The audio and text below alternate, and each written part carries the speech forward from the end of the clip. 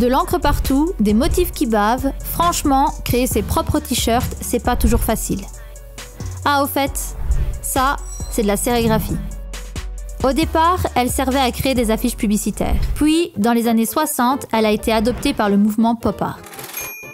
Aujourd'hui, on l'utilise surtout pour personnaliser des vêtements. Que ce soit pour le fun ou pour produire en grande quantité, la sérigraphie a toujours autant de succès. Probablement parce qu'elle est accessible à tout le monde. Je l'ai d'abord découvert sous sa forme la plus simple, c'est-à-dire un cadre en bois, sur lequel on y ajoute une grille, fixée avec des agrafes et de la colle, pour la tendre au maximum et bien la maintenir en place. On ajoute ensuite un pochoir avec un motif par-dessus la grille, l'encre passe à travers et se transfère sous le support. Aussi simple que ça. Au fil des années, le procédé s'est modernisé avec des solutions de plus en plus pratiques. La dernière en date est le kit de sérigraphie de la marque Xtool. Ils n'ont pas non plus réinventé la roue, puisqu'en fait ils reprennent une méthode déjà bien connue qui consiste à enduire la grille d'un produit spécial qui durcit sous l'effet de la lumière. Avant de l'exposer aux UV, on place une feuille transparente avec le motif imprimé en noir par-dessus la grille. Le produit bleu durcit dans les zones non couvertes, tandis que les parties avec le motif restent liquides.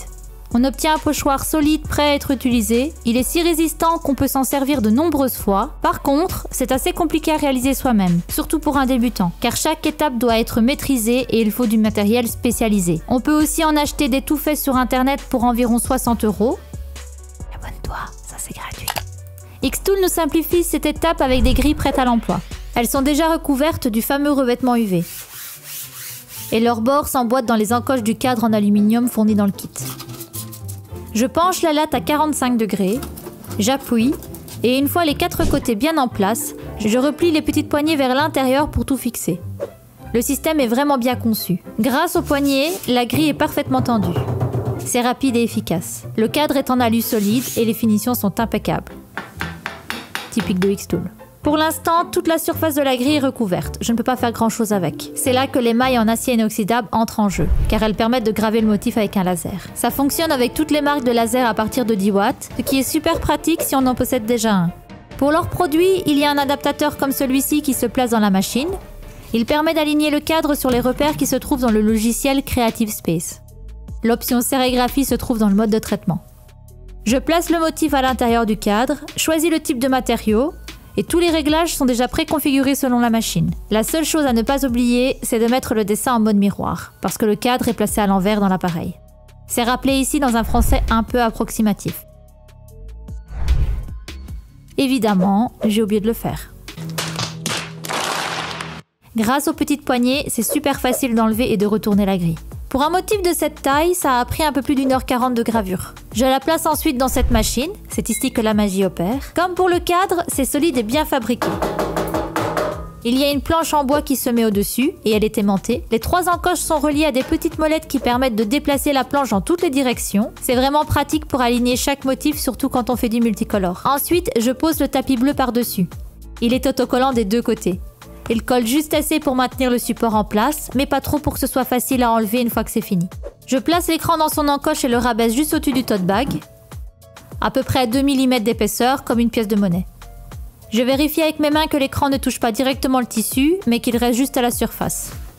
Pour la première étape, je soulève le cadre et j'applique une première couche de peinture sur le pochoir. Je fais bien pénétrer la peinture dans les mailles. Super! Cette fois-ci, c'est parti. Je replace la grille sur le bord du sac, je racle la peinture du haut vers le bas. Et franchement, c'est pas facile du tout. Aïe aïe aïe, catastrophe. Mes premiers essais sont loin d'être une réussite. La peinture a débordé absolument partout. Le lion ne ressemble à rien et les écritures ne vont pas non plus. Je ne sais pas pourquoi, il y a une sorte de vague tout autour de la croix. Sur papier, ça se passait plutôt bien. Enfin, au début. Mais à force, l'encre ne pénètre plus à certains endroits. Du coup, je ne suis pas hyper convaincue par mon dessin. Le texte et la croix rendent bien, mais le design du lion est vraiment bizarre. C'est dommage, je l'aimais bien.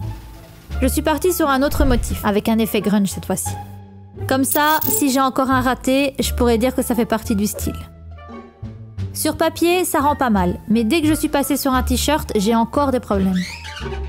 Le résultat est mitigé. Le point positif, c'est qu'à force d'essayer, j'ai compris ce qui clochait et j'ai trouvé des solutions à chaque problème. Ça tombe bien parce que je vais bientôt recevoir ma commande de t-shirts. Il m'est arrivé une histoire trop bizarre. Je commande donc une dizaine de t-shirts sur ce site. Après plusieurs relances, je n'ai aucune nouvelle de ma livraison. Finalement, le service client m'a répondu qu'ils ont beaucoup de retard et que ma commande n'arrivera pas tout de suite. Bon, je me dis, tant pis, c'est pas grave. Je vais déjà commencer à préparer la vidéo, faire mes petites recherches, tout ça. J'avais plusieurs idées pour le design, mais rien de définitif. Et là, puis le moment où je choisis celui-là, je reçois un message du site qui me dit « Bonjour, votre t-shirt arrive demain ». Coïncidence ? Bref, ils sont arrivés, donc je vais pouvoir tout vous montrer. Premier constat, la peinture est super compacte, surtout l'argentée. Je pense qu'elle sèche trop vite, ce qui explique pourquoi il manque de la peinture à certains endroits. Celle-ci est à base d'eau, alors j'ai ajouté quelques gouttes pour la diluer. Je me suis vite rendu compte que je pouvais en mettre beaucoup plus.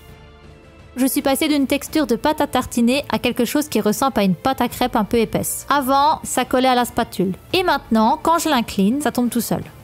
L'amorçage est une étape clé. Il faut être généreux avec la peinture et bien l'étaler tout le long du design. Par exemple, ici, il n'y en a pas assez, ce qui fait que certaines zones sont plus foncées que les autres. Du coup, je passe dessus jusqu'à ce que tout soit bien couvert. Pour bien faire, le racloir doit être plus large que le dessin. Ça permet de passer en une seule fois sur toute la surface pour éviter d'avoir une vilaine ligne comme ici. Celui fourni dans le kit est plus petit que la surface du cadre, ce qui m'oblige à revoir les dimensions du design. Le choix du tissu peut aussi faire la différence. Ce t-shirt est composé de 5% d'élastane. Ça peut sembler faible, mais quand j'ai soulevé l'écran pour vérifier, il est resté collé à la grille à cause de la matière, qui est trop souple et extensible. Résultat, le motif n'est plus aligné, et je n'ai pas osé repasser une deuxième couche. En revanche, le t-shirt 100% coton est beaucoup plus rigide. Je peux soulever l'écran, vérifier si c'est bon et repasser une couche si nécessaire. Dans mon cas, c'est utile, car je vous avoue que je n'ai pas encore réussi à transférer le design en un seul passage. Une des raisons, c'est que parfois il y a un surplus de peinture sur le motif. Ça se voit tout de suite, car ça forme des petits paquets en surface. En gros, ça déborde. Dans ce cas, je racle avec le côté propre du racloir, et ça enlève tout. Dernier point crucial, le nettoyage de la grille. C'est super important pour obtenir un résultat constant. Le texte I Can You, en très petits caractères, n'ont pas pu se transférer sous le t-shirt parce que la peinture ne passait plus à certains endroits. Je pensais que la douchette du bain suffisait à enlever les résidus noirs, mais en fait non, c'est pas assez efficace. Le mieux, c'est un nettoyage à haute pression, et ensuite, finir avec un coton imbibé d'alcool isopropylique. Après tout ça, j'ai enfin mon premier t-shirt personnalisé. Je suis trop contente. Chaque petit détail est bien reproduit. Après un séchage de 24 heures à l'air libre, le motif s'est figé dans les fibres. Ça fonctionne aussi avec un sèche-cheveux ou un décapeur thermique. Comme pour tout transfert, je recommande d'attendre 24 à 48 heures avant de faire la première machine, de préférence en retournant le t-shirt et à 30 degrés max. Je n'ai pas l'impression que diluer l'encre avec l'eau ait altéré la qualité. Ça semble vraiment résistant. Le résultat me convient parfaitement. Celui-ci, je le dédie à Adrien et lui qui viennent de rejoindre le canal des super fans. Merci pour votre soutien. De mon côté, je vais finir les autres t-shirts, remplir cette caisse et l'offrir à une association près de chez moi. Je ne me suis pas encore risquée aux impressions multicouleurs, mais c'est exactement le même principe. Je grave chaque couleur sur une grille différente et je les superpose les unes après les autres après avoir séché l'encre avec le décapeur. Avec un pot de peinture de 100 ml, j'ai pu réaliser tous ces designs. Il y en a 15 au total. Certains t-shirts et tote bags sont imprimés des deux côtés. Celui-là n'a pas été dilué avec l'eau et il me reste encore assez de peinture pour faire, je dirais, 4 ou 5 motifs supplémentaires. Il y a aussi du jaune, du rouge, du bleu et de l'or. Ça fait environ 100 t-shirts en monocouleur. Le kit standard est composé de 3 grilles, d'un cadre en alu et de la machine, le tout pour 247 €. Pour 469, il y a un kit multicouleur qui inclut 2 fois les couleurs de base, un or, un argent et un phosphorescent qui brille dans le noir, ainsi que 4 cadres et 12 grilles. Sans prendre trop de risques, je peux dire qu'Xtool apporte une solution simple et efficace qui permet de se concentrer uniquement sur la partie maîtrise de cet art. Avec un peu d'entraînement, on obtient un produit fini de la même qualité que ceux du commerce. Le système de grilles interchangeable est pratique. Avec des packs à 35 € pour 4 pièces, j'ai même l'impression que c'est économique. Bien sûr, il reste encore la question du laser, qui peut faire grimper la facture. La société insiste que tout a été pensé et conçu pour s'adapter avec n'importe quelle marque, que ce soit pour le laser ou l'appareil sur lequel on dépose les cadres. D'ailleurs, chaque élément est en vente séparée sur le site. Stratégie marketing ou pas, Dieu seul sait. Quoi qu'il en soit, c'est plutôt cool pour ceux qui possèdent déjà du matos. La précision des motifs gravés au laser est impressionnante, même si ça enlève un peu l'aspect imparfait d'une production artisanale. En tout cas, moi je suis passée par toutes les émotions. De la frustration à la joie, ensuite des rires aux larmes, pour finir par prendre du plaisir à chaque réalisation. Dites-moi ce que vous en avez pensé. En attendant, j'attends vos pronostics pour la prochaine vidéo. Petit indice. Prenez soin de vous, à la prochaine!